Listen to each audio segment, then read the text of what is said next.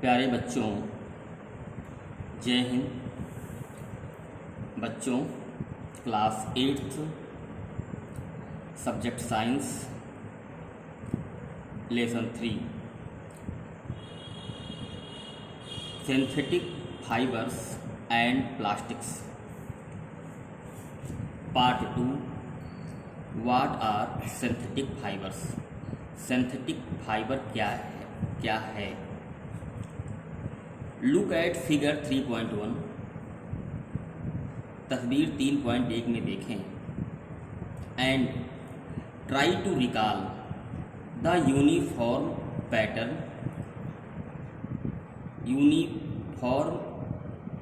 Pattern को, तरीके को याद करें। फाउंड, इसमें आप क्या पाएंगे? नेकलेस और beads joint with the help of threads. Necklace हार, बीड्स मीन्स मोतियाँ, ज्वाइंट मीन्स जुड़ी हुई हैं, हेल्प ऑफ थ्रेड एक धागे की सहायता से सारी मोतियाँ आपस में जुड़ी हुई हैं। Try to join a number of paper clips together, make a long chain. Try to join जोड़ने की कोशिश करें बहुत सारे पेपर के टुकड़े, क्लिप में टुकड़े, बहुत सारे पेपर के टुकड़े को एक साथ लंबी चेन में लंबे धागे में जोड़ने की कोशिश करें, जैसा कि फिगर 3.1 में आप देख रहे हैं। Is there any similarity between the two? क्या इन दोनों में कोई समानता है? A synthetic fiber is also chain of small unit joined together. A synthetic fiber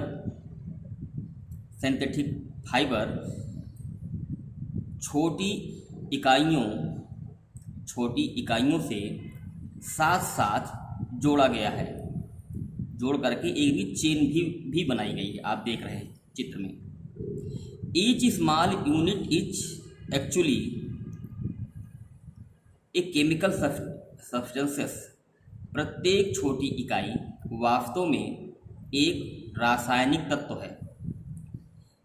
Many such small unit, ये बहुत सी छोटी छोटी इकाइयाँ हैं। Combine to form a large single unit, combine ये जुड़ करके एक बहुत विशाल एक इकाई बन जाती है, जिसे पॉलीमर कहा जाता है।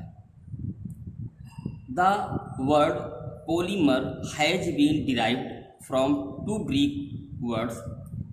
पॉलीमर शब्द यूनान के 2 शब्दों से लिया गया है। The word poly and mer means, poly का मतलब बच्चों होता है मेनी, बहुत से, और मर का होता है मतलब तो भाग, जिसमें बहुत सारे भाग, जो बहुत सी छोटी छोटी इकाइयों भागों से मिल करके बना हो, उसे बच्चों पॉलीमर कहा जाता है। So a polymer is made up many repeating units.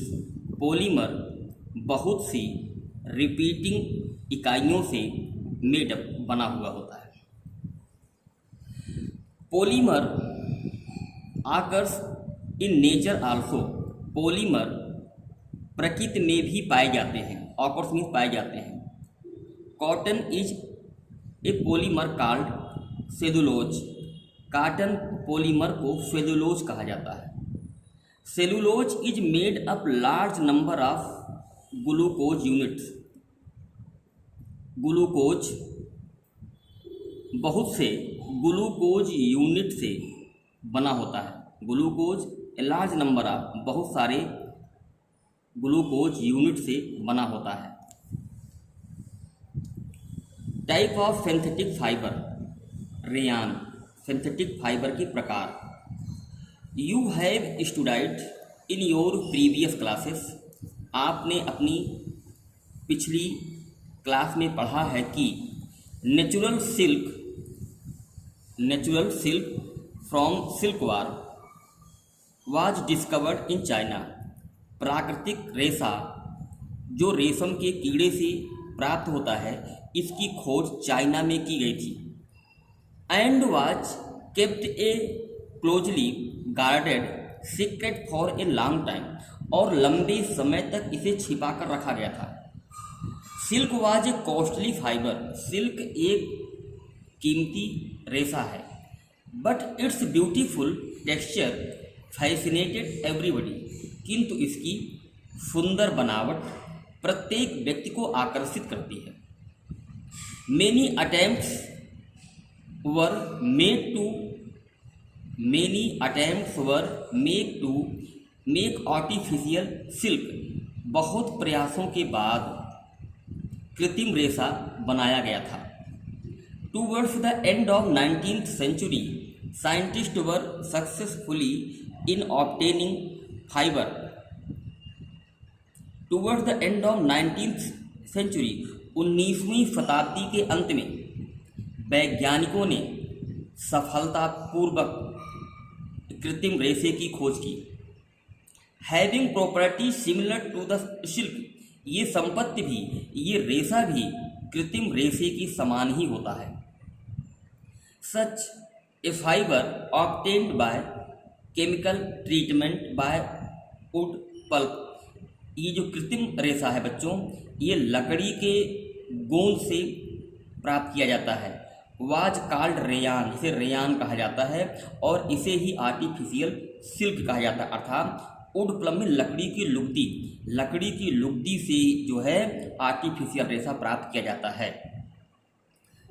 Aldous rayon is obtain from natural sources, यद्यपि रेयान प्राकृतिक स्रोतों से प्राप्त किया जाता है। वुड पल्प लकड़ी की लुगदी से प्राप्त किया जाता है। It is man made fibre, यह मानव निर्मित रेशा है। It is cheaper then silk, यह सिल्क की अपेक्षा सस्ता होता है।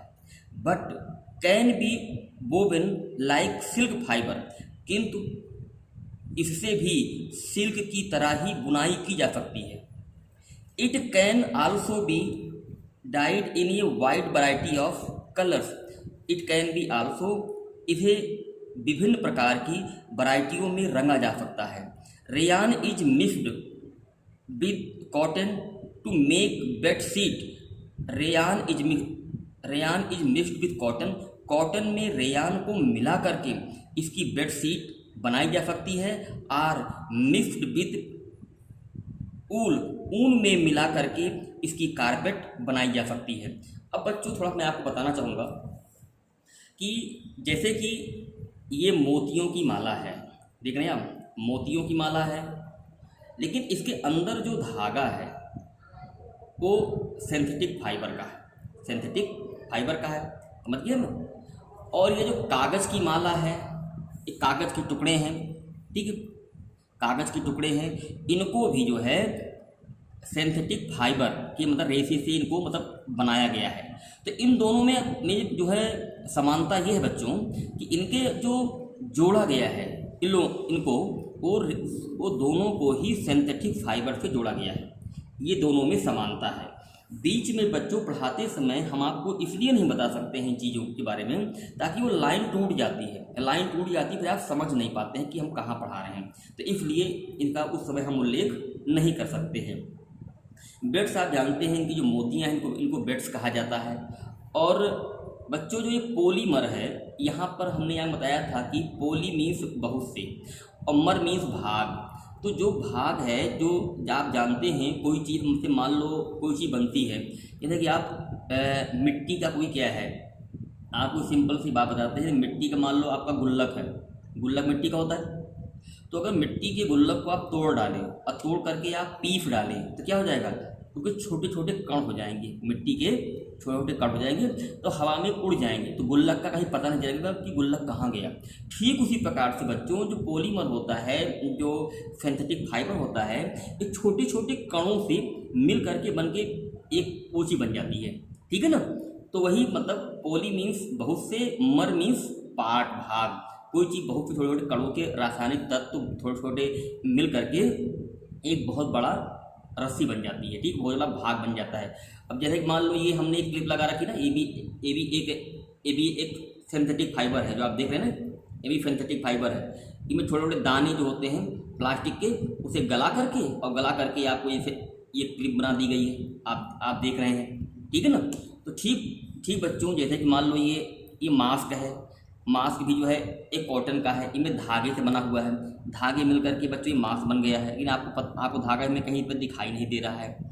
ऐसे आपकी शरीर है, छोटी कोशिकाओं से मिल करके हाथ पैर बन गया है, ठीक है ना। तो ये चीज़ आपको अच्छी तरीके से बच्चों पढ़ना है।